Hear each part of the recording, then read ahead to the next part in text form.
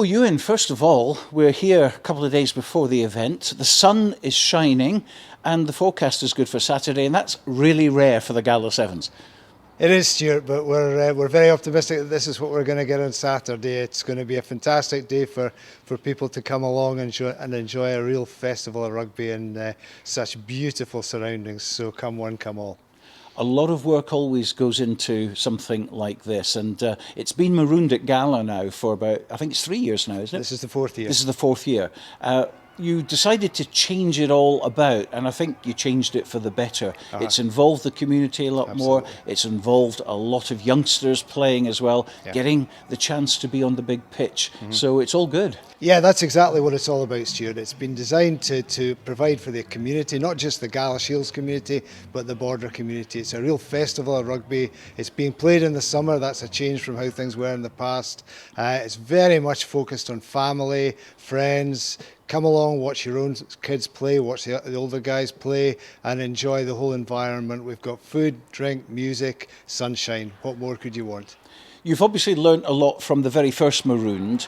You're now in the fourth year, as you say, and you're trying to kind of make it as great as possible, as accessible as possible for everybody. So what have you learned from the first one to now? Well, I think what we've learned, Stuart, is that what we need to do is to be encouraging people and making it as easy for them as we possibly can to attend. The product needs to be right as well, but we've got a thousand people playing rugby from all over the border, so the product in terms of the pitch is correct. We've provided facilities for those who are here all day. There is food and drink, both soft and less so. There is an environment where kids can play all day. The adults can focus on what they want to focus on, and the children are well catered for. We've learned that we need not to be too overpriced. The pricing for Saturday is very reasonable, really designed to ensure that people can come rather than chase people away.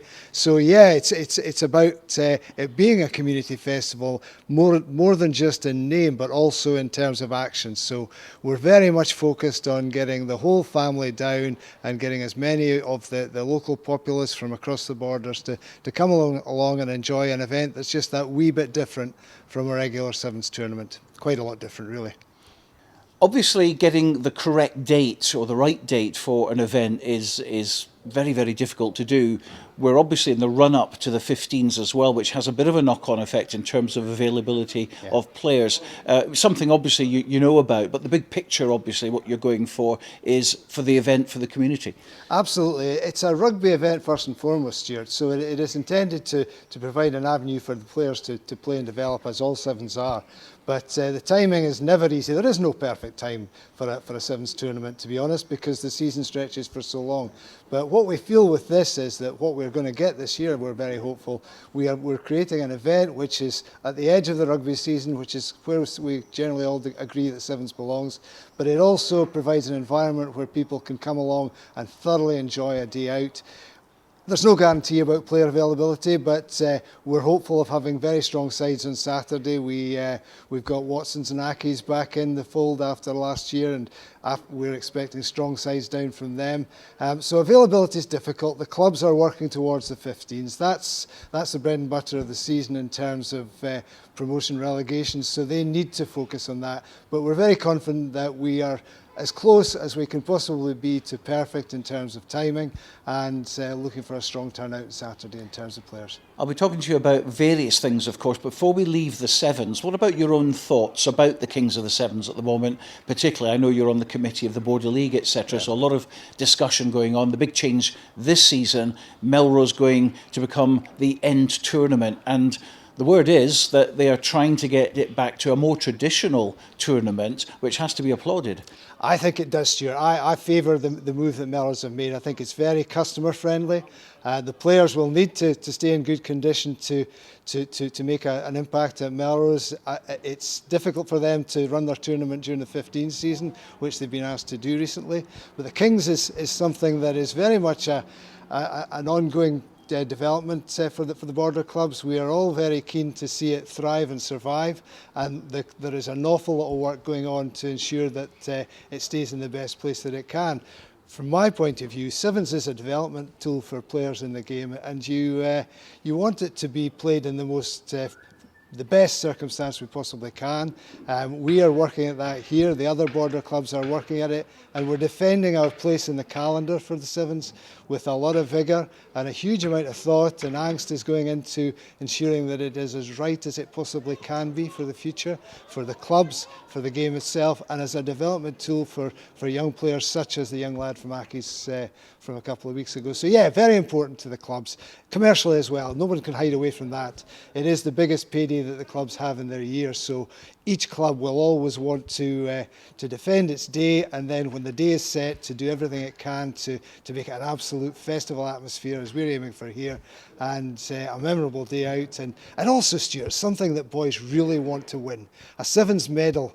Melrose Sevens. I would rather have had a Melrose Sevens medal than someone stash £5,000 in my pocket. So I think that the status of the Sevens, and for me in particular Melrose, obviously I have a strong dint towards Gala and Kelso from my past, but a Melrose Sevens medal is something special, and I favour their return to the end of the year.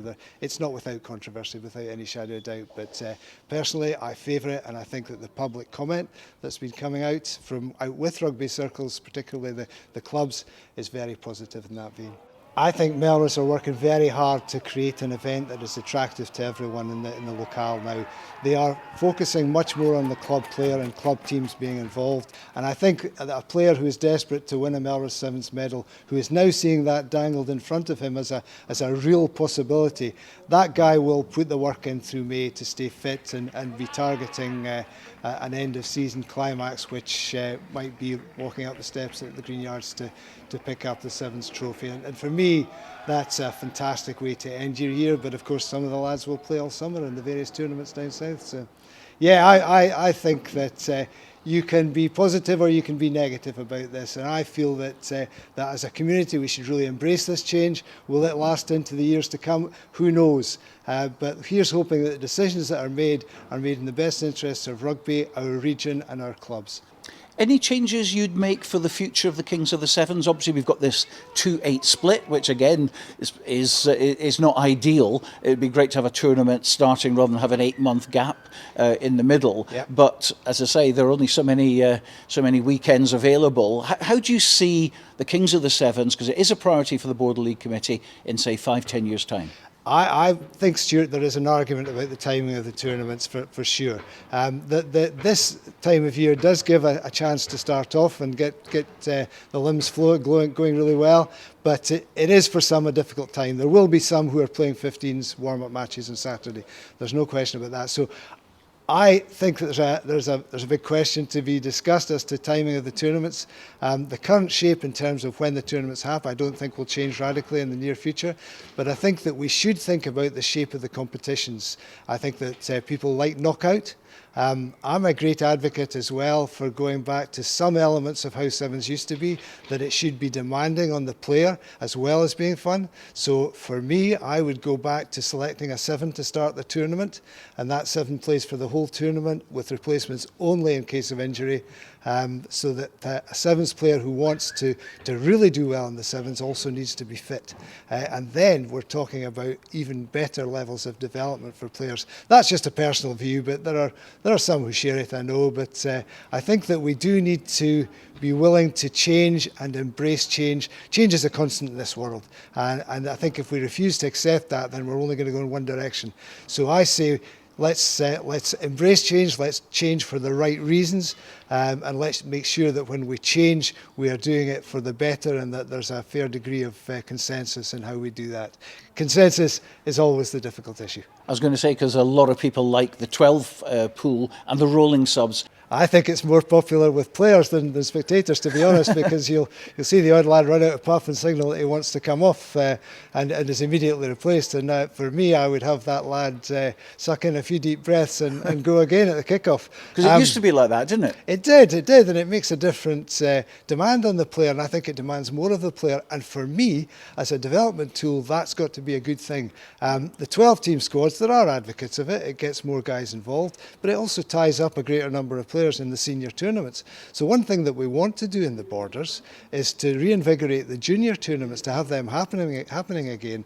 And one way to do that is to free up 3 of that 12-man squad to go and play in a junior tournament and have a chance to win Sevens medals levels, which are so valued by certainly the player of the past, and I think the player of the present. That it's just a lovely thing to come out on a lovely sunny afternoon like this and play rugby with your mates, have lots of people in the ground, and end up the day with a treasured memento that you'll keep for the rest of your life. So obviously a lot of talk going on about the Sevens constantly at the Border League meetings. Yes. One thing about the Border League meetings, how much of a voice do the players themselves have, or do they do it via their representatives? That's a really interesting question, Stuart, because I think at the present moment in time you would say limited, and that the Border League tends to function with a group of very hard-working individuals who turn up to meet and discuss things on a regular basis. But there are plans for rugby in the Borders, which I'm sure you're aware of, involving the Scottish Borders District Union, which is going to come into play very soon, and people will hear more about it when the information is ready to come out. Part of that, a solid part of that, is to create an environment in which the players are actively listened to in terms of their views on important things. It won't be bombard the players with every question under the sun, but it won't be a case of walking into a dressing room saying, what do you think about this, and expecting an answer immediately. It'll be a case of finding a vehicle to give them information on certain aspects of the game and development, and then calmly taking the responses, collating them and feeding them back into the decision-making body. So I would say at the present that the players' voice collectively is not fantastically strong. There are strong voices and strong opinions beyond any shadow of doubt, but their way of getting things over and listened to by the decision makers is something that we can improve on, and there are active plans to make sure that that happens. And that availability to have a voice should, within the next season, become something that's a feature for every player, no matter what level he's playing at in the Border clubs. So we're ambitious to do better. A lot of people, of course, don't have the opportunity to be at a Border League meeting involving all the clubs, etc. I went to a Border League meeting once for about half an hour because I was pitching something years and years ago. I found the atmosphere incredibly tense. I knew everybody as individuals, but round the table it was a very tense thing. What's it like at the moment? I mean, if you've come off the back of a meeting about a week ago, what is it like these days inside a Border League meeting? It's interesting, Stuart. It is full of passion and commitment, and to an extent, because this is the point at which people have a chance to put their club's case, there is a fair bit of lively debate, shall we say. But I think that it's important in terms of the progress for rugby in the Scottish Borders that we understand that some of these passions that you may have witnessed in the past, while some are still there, and there will always be extremely difficult points that people need to discuss, and the answer that's going to come out won't suit everyone. That's democracy. That's the way the world works, and we are getting better and better at that. But I think it's important to know that the Borders is starting to speak with one voice on so many issues. The district championship is one, the shape of the leagues, the junior rugby setup where we led the way in terms of bringing second 15 rugby back into the locale and introducing the Friday Night Lights scenario, which has proved so popular, and we're hoping to work again. So I think, how is the Border League? It's a lively environment that is conducted by people who are generally good friends, who are not afraid to express opinions, nor should they be, but it's a positive force for good in Border rugby, and I think that the developments which are coming along with the SBDU and working alongside the Border League can only be good for the game. We've got to work together because, as I think it was Lincoln said, a house divided against itself will never prosper. So we need to be working together, and we will. And is it a case of you get a subject, you debate it, and then you have a vote? Is that what happens? You would hope that in most instances, like any board meeting, Stuart, that the vote becomes consensus and it's obvious and clear. But if it's required, it will go to a vote, yes. Most subjects are straightforwardly discussed in a civilised manner. It is a kind of enhanced committee meeting, if you like. It's only once a month that it happens. There are subjects which invoke more passions, and the Sevens is undoubtedly one. But it's all with a view to providing the best that we can for the Borders community, and outcomes are sought. It's no good to go into a committee meeting or a meeting of any description and come out without outcomes, because what will determine a successful organisation, whether it's the SBDU to come or whether it is the Border League, is outcomes. If we produce a result which works for everyone or most, in every instance that we get together, then we're doing our job. If as a Border League we get together and nothing changes, then it's just a talking shop. And I think there have been times in the past, as you're alluding to, where it's been a talking shop and a place to air grievances. It will always be that, but there's a strong bent towards a positive environment where we seek outcomes. We don't always think that seeking the outcomes is going to be easy, but we are doing things in a positive way with a no-fear environment. If someone has something to say, they say it. Let's talk about the Border League then. It's back. Obviously, there are double headers involved, which is good. It ensures that games get played and that everybody plays everybody. Now, I have to say, I loved the idea of the Border League final. It was a fantastic atmosphere in the past, but not at the expense of everyone playing each other. And it's happened now, and it seems to be working well. It is, Stuart. It's something that the clubs are extremely keen to embed. It's almost a new thing for players, to be honest, and it's taken a wee bit of time to enthuse the players and the coaches at the same level that the administrators are enthused. But I think that we all need to understand that the Border League is not only the oldest league in the world and a very prestigious tournament for us all to be involved in. We are lucky to have the Border League, but it's an important development tool for clubs. It's an important income stream for clubs. It's a fantastic atmosphere builder. Gala on a Friday night or a Saturday afternoon with Hoik and a couple of thousand people in here baying for blood is a great environment which you rarely get in the national leagues. The players, when they get into it, love it. It's been great from the point of view of the junior players, the second 15 Border League. The shape of it, I think, is right. There was some discussion around going to 2 pools, and we're fairly settled that everyone will play everyone. There may well be at the end of the season a cup game between the first and second finishers as an add-on to the season. We know that people enjoy that, and so do the players. Everyone enjoys a cup final. So we're looking to provide the best of all worlds, but the Border League is the bread and butter of Border Rugby. It's where the passion comes out.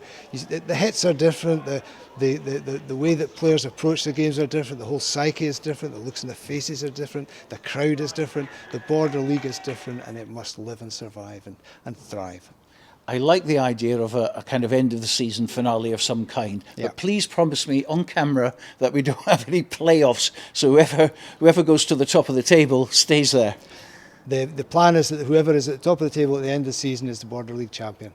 Thank goodness for that. Yes, absolutely. But the next game comes along as a finale as well, because there's an appetite. Yeah, there's a great sort of thought process as well going that you could almost have like a South against the rest of the borders, which would equally be a very, very nice thing to do. Yeah, it's almost like a probables v possibles thing, isn't it? Because there'd be so much to prove. Yeah, like a South trial match, perhaps, Stuart, which is in the plans at the moment. We're hoping that we need some cooperation and some answers from further north, not too far further north, before we can slip into that sort of environment. Yeah, there's also a hint of discussion around the possibility of reviving Roxburghshire versus Selkirkshire, which always used to happen in the semi-junior game, and that would be a way of doing exactly what you're talking about, because there's no need to be terribly strict about the boundaries. We can have all of the best players involved in a tournament, a competition like that. So yeah, there are lots of things that we can do, Stuart. We need a wee bit of cooperation from Edinburgh, and by Edinburgh I mean more Murrayfield, to allow us to do different things. But we are working hard on that, and we're taking a positive view on what can be done. I think to walk into any new venture and think that it's impossible, it can't be done, is just not the way to go.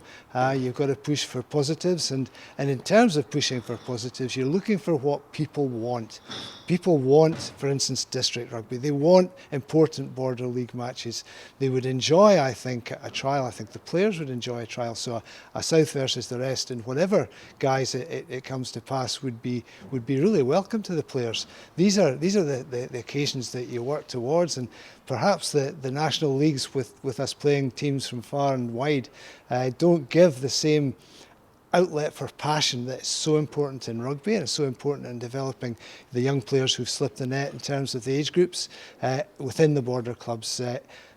Hard rugby, good rugby, fast rugby, committed rugby, rugby against the best players around is the best way to bring young people on. So we want to do everything within our powers and capabilities, which are not infinite, to provide the very best opportunities for rugby players in the Borders and beyond. let's talk about the south then, the south of Scotland, one of our favourite subjects, of course. Yeah. And a couple of years ago, it was great to see the Inter-District come back again. It wasn't ideal the first year, the way it was set out, because no one played each other. Second time, everyone did, which was good. And we're now looking forward to a potential third one. However, it always used to take place around about December, January, certainly in the winter, because you had the potential of at least having pitches that would be available even in extreme conditions. Yes. Also, there was the possibility of a club international, which is a great carrot, a great thing for the players to go to. Yeah. And it's come out now that we've got a bit of a split, haven't we? We've got Edinburgh and the South wanting the traditional December, January. And we've got Caledonia and Glasgow who equally want to have May. Yes. That's going to cause a problem. How's it going to be sorted out? It's a very difficult one, Stuart. The situation as it stands just now is that the SRU have proposed that the Inter-District Championship be played on the 3rd, the 10th and the 17th of May. So Kelso, Selkirk and Jed Sevens. So that's just not acceptable to the clubs. We have said as a region, and it was the clubs that said this, no, that cannot happen. The players also do not want that. The players who are involved in the Kings of the Sevens want to focus on the Sevens in May. So for the South, it just won't work.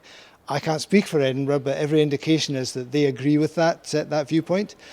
Caledonia specifically don't. Their players suggest that that's a great time to play the Inter-District Championship. That needs to be respected. And Glasgow go along with that.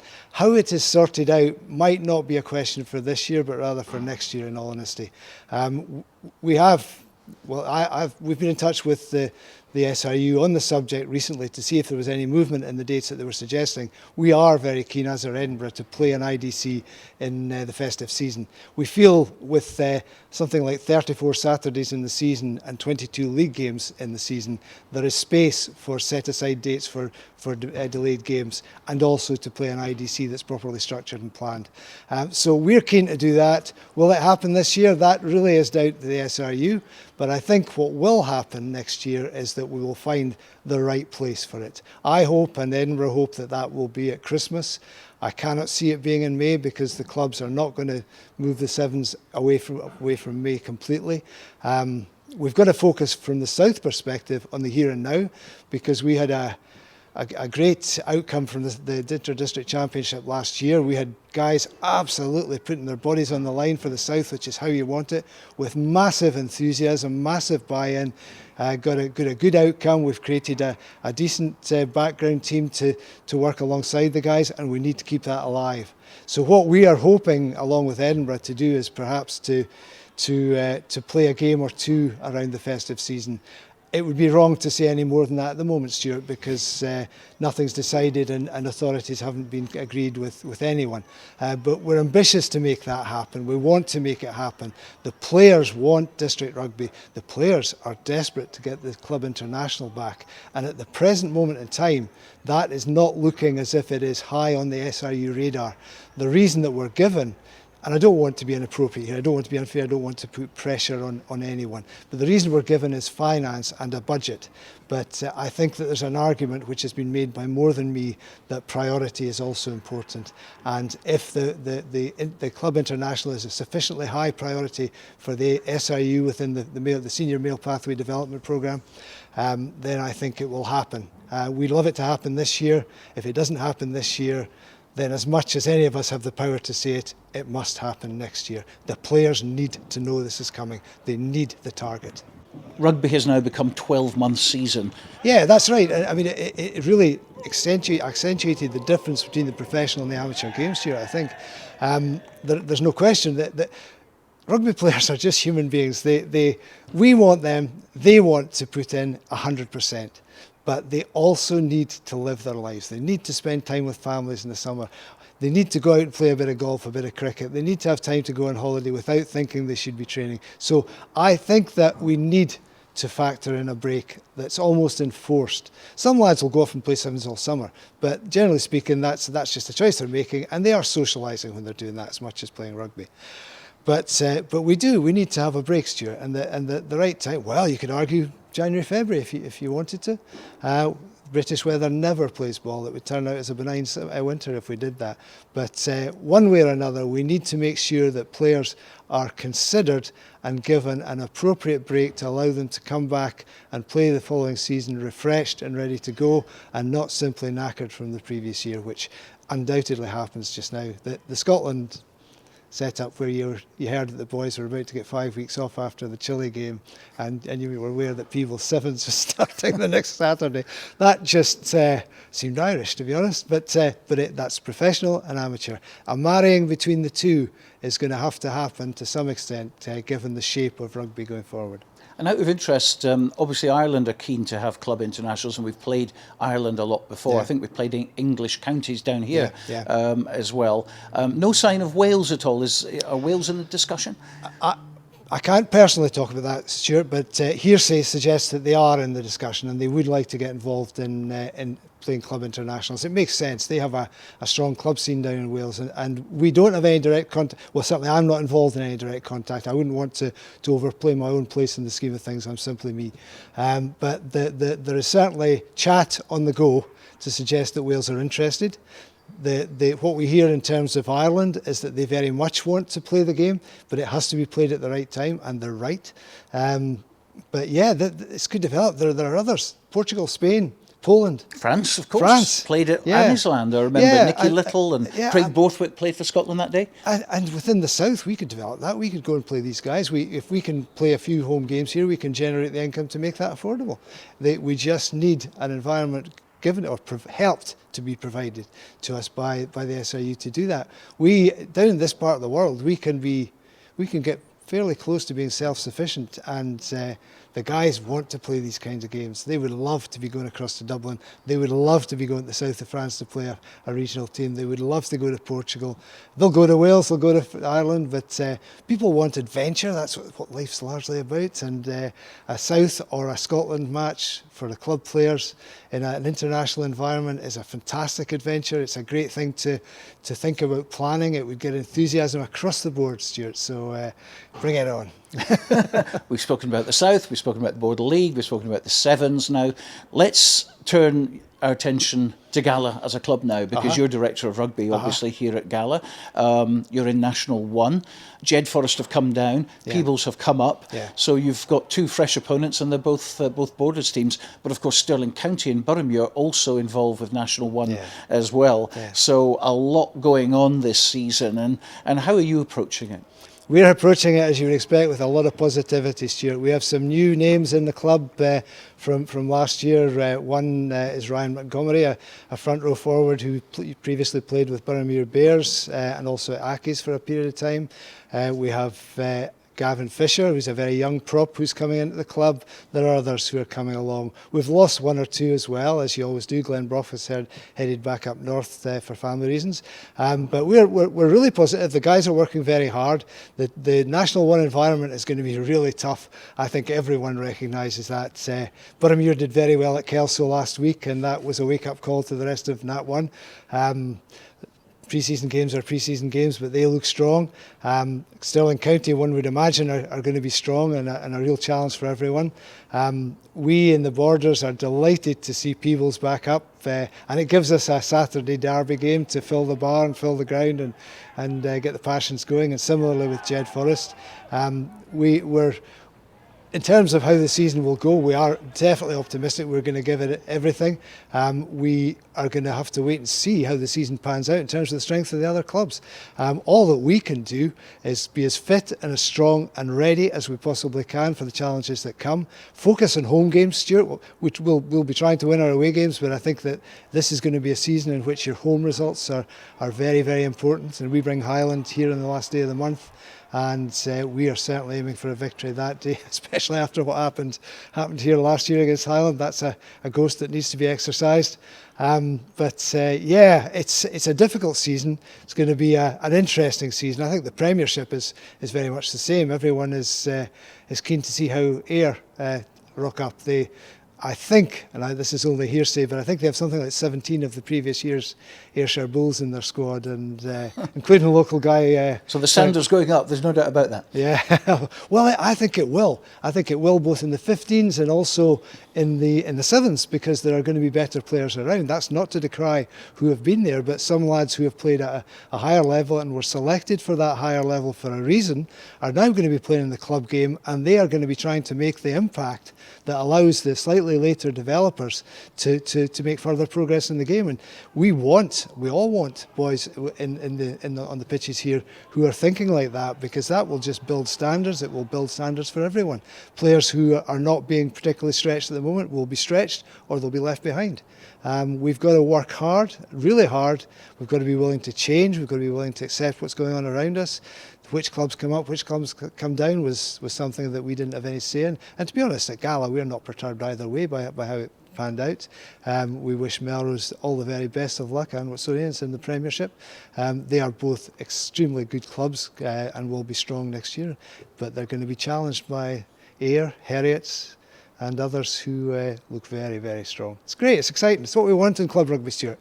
And of course, it's something that youngsters will be wanting to be involved in. They want to play National League rugby or Premiership rugby. And I know here at Gala, obviously, you do encourage your youngsters through the Gala Wanderers system, etc. And there'll be no doubt players who played for Gala Wanderers last season will be stepping up this season. There will be a few again, Stuart. We had a particularly good debut season from Richie Mitchell last year. That was a great example of exactly what you're talking about. I think it's really interesting, the idea of young players playing in the clubs, and particularly in Nat 1. The development sides at Edinburgh and Glasgow, as I understand it, and I don't agree with it, and neither do a lot of other people, they will not be fed into Nat 1 at all, despite the standard rising. They will be fed into being available for the Premiership clubs. We'd love to see some of these guys down playing with us. They would get game time, and they would find a lovely rugby environment to learn about more than just the playing side of rugby. So we will bring our own young lads through. There will always be late developers who have potential to go on to the professional game. That will always be there. There are guys playing for Scotland now who came through that route. In the Premiership, the young players who, I think there were 26 and 23 in the academy squads. So there's 49 players who are going to be available potentially for the Premiership clubs to bolster their numbers and to provide exciting young runners for the crowds to watch. So big changes of environment for all the players. It's going to be an enhanced standard. Things are going to be stronger. Things are going to be better. That can only be good for the club game. How it pans out for feeding into the professional game is something that will be seen over time. We're keen down in this part of the world to engage with clubs who are playing at a higher level, be that Edinburgh, be it Newcastle, and have our lads given the same opportunities as the boys who are playing in the academies. It's a wide world, it's a changed world. Opportunity is important. If kids don't have opportunities, they won't play the game. You mentioned game time there as well, and certain players kind of move up through the academy, etc., get aligned to Edinburgh and Glasgow, whatever, and sit on the bench most Saturdays and play maybe about 10-20 minutes of rugby. At the end of the day, these boys do want to play rugby, but from an SRU perspective as well, they're trying to manage them and bring them through the system. So who's right and who's wrong? They're right, the SRU are right and the clubs are right. It's a case of there is no wrong, there is no right. It needs to be managed by consensus. We need to be talking to each other. The clubs have no option but to listen to the SRU coaches in terms of the development players. But it would be nice to think or to feel, certainly in that one, I'm sure it's better in the Premiership, but in that one it would be good to feel that we were having some kind of discourse with the professional coaches about opportunities for young players. Who is right, who is wrong? I don't think any young rugby player wants to be sitting on the bench every Saturday for 70 minutes. I'm 100% certain of that. So I think it's incumbent upon us all who are involved in the organisation of the game to provide an opportunity for young boys to play the game they love and ensure that they continue to love it, as opposed to it simply being a job that they go along, train for, sit on the bench on Saturday, do that job. They're part of the team, but they only play 10 minutes. I certainly would have hated that as a youngster. I know that a lot of our guys would have hated that. I don't believe that young boys who sit on the bench love it. I think that there is lots of opportunity to see these lads who are not playing a lot of rugby, play a lot more rugby. The academy sides, have no idea how they're going to find their fixtures. It may well be that they'll look to the districts for that. We'll see.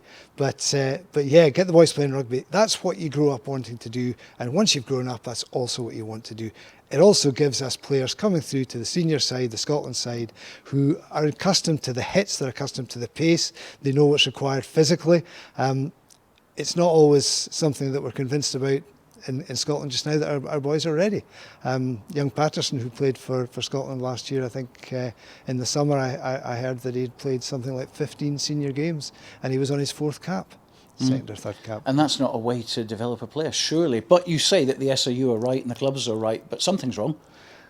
What's wrong is we're not communicating effectively to make things better. I'd love to hear the opinion of a young Patterson about what he felt about the opportunities he had to play. Did he feel he had enough? Was it something he enjoyed, or was it something he simply survived to get into the position he's in now? He's a success story. He's come through. But how many lads are going through the same programme that he went through and not getting their 15 senior games? Right and wrong? I guess if you were pushing most people in the clubs, they would say that the SRU are overprotective of players, but they have a science and a logic that defends that. I think that the best way to solve a problem, which it clearly is to have more open and accepting discussion. Not a case of coming down and telling us what's going to happen, or us going up there and telling them what's going to happen, but rather let's talk about it, let's be reasonable, let's find solutions. Communication, Stuart. Nothing sorts problems like communication. You mentioned Hector Patterson, of course, who is a great example. Another one, I suppose, would be Patrick Harrison from Peebles, who's become the 3rd fully capped player at the Peebles Club, which is fantastic news. However, he's not first choice at Edinburgh. So what does he do? Because he doesn't want to stay on the bench. He needs to get out there and play. And there's a danger, I suppose, that he would have to play rugby outside of Scotland just to get game time, although obviously he's under contract. So how do you solve a problem like Patrick Harrison? For me, I think that he will be quite happy with the situation he's in just now. He's earned his 2 caps through the route that he's gone, but he hasn't had a lot of opportunity to play first team rugby, and without that you wonder just how battle hardened a player can be coming into the international stage. I'd have to say he did very well. He did his town, his family and his country proud when he came onto the pitch, but was he given enough rugby beforehand? I don't think so. I think that the guys like that need a better chance to play rugby. I think Paddy started off at Peebles, played a bit there, and has been up in Edinburgh and really hasn't played a lot at all.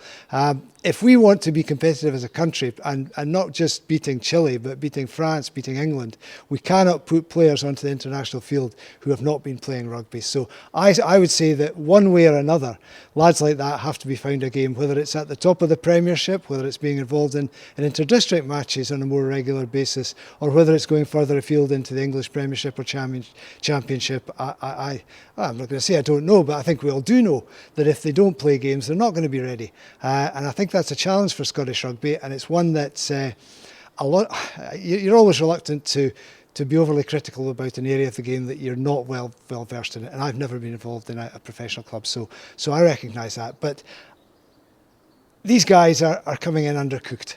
A lot's being asked of them, and the conditioning is very good, so they're able to take the hits, I guess. But are they really ready in the way that a French player who's playing in the top 14 before he goes into the France international team is ready to play international rugby? I think not. You can make an instant impression based largely on adrenaline to an extent, but real battle-hardened capability, knowing you can knock back an 18-stone second row who's running at you, that only comes from knocking back 18-stone second rows who are running at you.